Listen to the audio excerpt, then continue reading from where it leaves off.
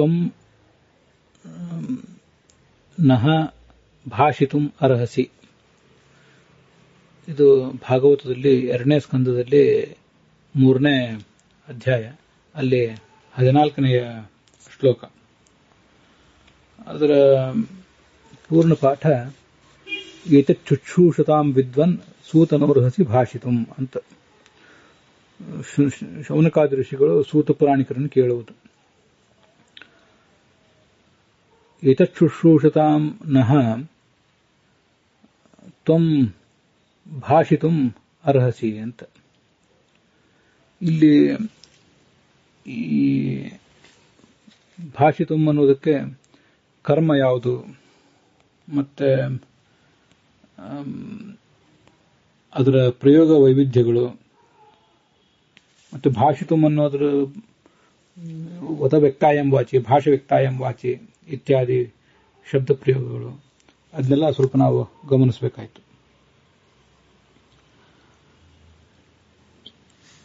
ಇದು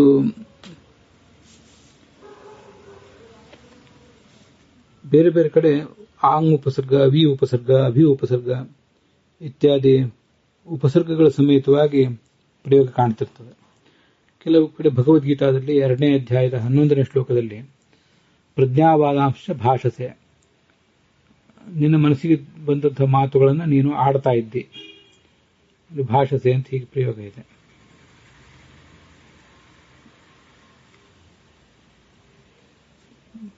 ಕೆಲವು ಕಡೆ ಕರ್ಮರಹಿತವಾಗಿಯೂ ಪ್ರಯೋಗ ಇರ್ತದೆ, ಹಾಗೆ ಆದರೂ ಅದು ಸಕರ್ಮಕವೇ. ಕರ್ಮರಹಿತವಾಗಿ ಪ್ರಯೋಗ ಮಾಡ್ತಾರಷ್ಟೇ. ಕೆಲವು ಕಡೆ ಕರ್ಮವನ್ನು ನಾವು ತಿಳ್ಕೊಳ್ಬೇಕಾಗ್ತದೆ.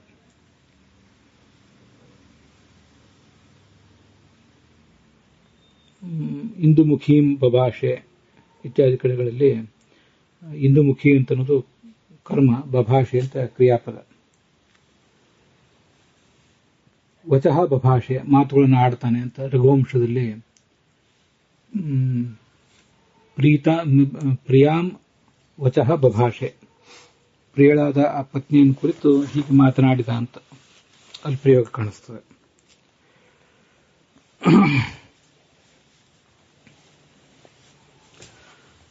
ಆಪಭಾಷೆ ಅಂತ ಅನ್ನೋದು ಸಂಬೋಧನವನ್ನು ಹೇಳ್ತದೆ. ಅದು ನಾವು ಹಿಂದೆ ಅನೇಕ ಕಡೆ ನೋಡಿದ್ದೇವೆ.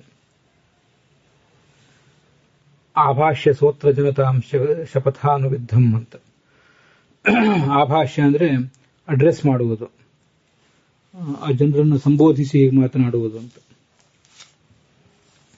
ಸುಖೋಪವಿಷ್ಟಂ ಮುನಿಮಾಬಭಾಷೆ ಅಂತ ಕಿರಾತಾರ್ಜುನೀಯದಲ್ಲಿ 3ನೇ ಸರ್ಗದ 4ನೇ ಶ್ಲೋಕದಲ್ಲಿ ಆ ಮುನಿಯನ್ನು ಹೀಗೆ ಮಾತನಾಡಿಸಿದ ಅಂತ ಹಾಗೆ ಪ್ರಯೋಗ ಇದೆ. ಆಬಭಾಷೇತ ಮೇಧಾವಿ ಸತ್ವವಾನ್ ಅಂತ ವಾಲ್ಮೀಕಿ ರಾಮಾಯಣದ 3ನೇ ಕಾಂಡದಲ್ಲಿ, ಸುಂದರಕಾಂಡದ 3ನೇ ಅಧ್ಯಾಯದ 32ನೇ ಶ್ಲೋಕದಲ್ಲಿ ಪ್ರಯೋಗ ಇದೆ. ವಾಕ್ಯಂ ಬಭಾಷೆ ಅಂತ ಸುಂದರಕಾಂಡದಲ್ಲಿ ವಾಲ್ಮೀಕಿ ರಾಮಾಯಣದಲ್ಲಿ 3ನೇ ಸರ್ಗ 35ನೇ ಶ್ಲೋಕ. ಇಲ್ಲ, ವಾಕ್ಯಂ ಅಂತ ಅನ್ನೋದು ಒಂದು ಕರ್ಮ, ಬಭಾಷೆ ಅಂತ ಕ್ರಿಯಾಪದ. ಹೀಗೆ ಬಭಾಷೆ ಅಂತ ಅನ್ನೋದಕ್ಕೆ ಕೆಲವು ಕಡೆ ವಾಕ್ಯವೇ ಕರ್ಮ ಆಗಬಹುದು, ಕೆಲವು ಕಡೆ ವ್ಯಕ್ತಿಯೇ ಕರ್ಮ ಆಗ್ತಾನೆ. ಮೂರ್ಧಾಭಿಷಿಕ್ತಂ ಕುಮುದೋ ಬಭಾಷೆ, ಬಭಾಷೆ ಅಂತ ಅನ್ನೋದಕ್ಕೆ ವ್ಯಕ್ತಿಯು ಕರ್ಮ ಆಗಲಿಕ್ಕೂ ಏನು ತೊಂದರೆ ಇಲ್ಲ. ಉಪಾತ್ತ ಬಾಲು ವ್ಯಜನಾಂ ಬಭಾಷೆ, ಉಪಾತ್ತ ವಾಲು ವ್ಯಜನಾಮ್ ಅಂತ ಇದ್ದಿರಬೇಕದು, ಅವಳನ್ನು ಹೀಗೆ ಮಾತನಾಡಿಸಿದ ಅಂತ. ಹೀಗೆ ಬಭಾಷೆ ಅನ್ನೋದಕ್ಕೆ ವ್ಯಕ್ತಿಯು ಕರ್ಮ ಆಗಬಹುದು, ವಾಕ್ಯವೂ ಕರ್ಮ ಆಗಬಹುದು, ಆ ಪ್ರಸಂಗಕ್ಕನುಸಾರವಾಗಿ.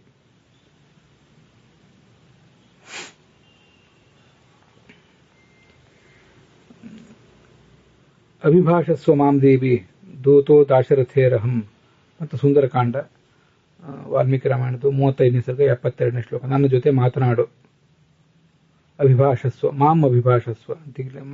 ಅಲ್ಲಿ ವ್ಯಕ್ತಿ ಕರ್ಮ ಆಗಿದ್ದಾನೆ.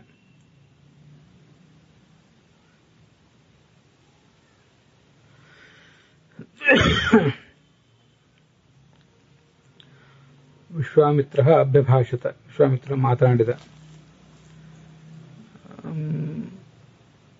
ಕೆಲವು ಕಡೆ ಕರ್ಮರಹಿತವಾಗಿ ಪ್ರಯೋಗ ಮಾಡ್ತಾರೆ. ಆದರೂ ಅದು ಎದುರಿಗಿರುವಂತಹ ವ್ಯಕ್ತಿಯನ್ನ ಸಂಬೋಧಿಸಿ ಹೇಳಿದ ಅಂತ ಅರ್ಥ ಆಗ್ತದೆ.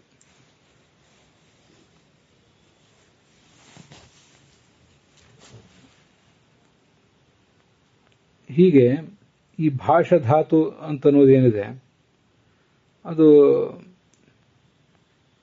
ಕೆಲವು ಕಡೆ ಮಾತನಾಡುವುದು ಅಂತ ಅರ್ಥ ಬರ್ತದೆ, ಕೆಲವು ಕಡೆ ಸಂಬೋಧಿಸುವುದು ಅಂತ ಅರ್ಥ ಬರ್ತದೆ.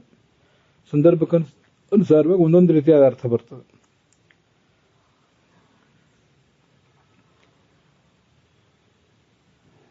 ಸ್ಥಿತಧೀಹಿ ಕಿಂ ಪ್ರಭಾಷೇತ ಭಗವದ್ಗೀತಾದಲ್ಲಿ 2ನೇ ಅಧ್ಯಾಯ 54ನೇ ಶ್ಲೋಕ. ಅಂತ ಉಪಸರ್ಗಪೂರ್ವಕವಾಗಿದೆ.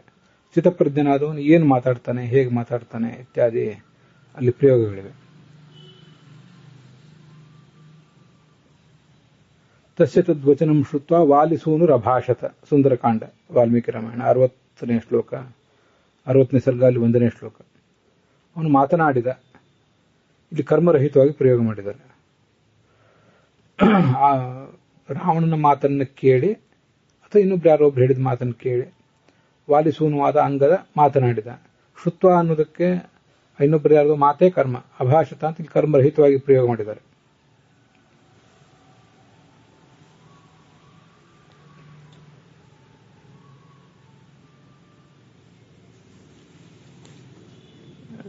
ಹೀಗೆ ಇಷ್ಟೆಲ್ಲ ಪ್ರಯೋಗಗಳಿವೆ.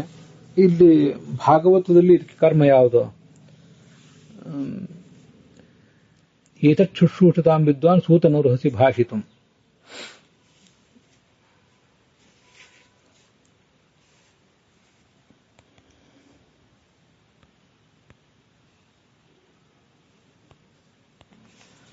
ಏತತ್ ಅನ್ನೋದೇ ಕರ್ಮ ಆಗಬೇಕು. ಏತತ್ ಅನ್ನೋದನ್ನು ಶುಶ್ರೂಷತಾಂ ಅನ್ನೋದ್ರ ಜೊತೆಗೆ ಸಮಾಸ ಮಾಡಲಿಕ್ಕೆ ಬರೋದಿಲ್ಲ.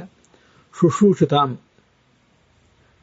ಅಥವಾ ಪ್ರತ್ಯೇಕವಾಗಿ ಏತತ್ ಅಂತಿರಬೇಕು. ಏತತ್ ಇದನ್ನು, ಶುಶ್ರೂಷತಾಂ ಕೇಳಲು ಬಯಸುತ್ತಿರುವ, ಎರಡು ವ್ಯಸ್ತಪದ. ನಹ ನಮಗೆ ಷಷ್ಠಿ ವಿಭಕ್ತಿ.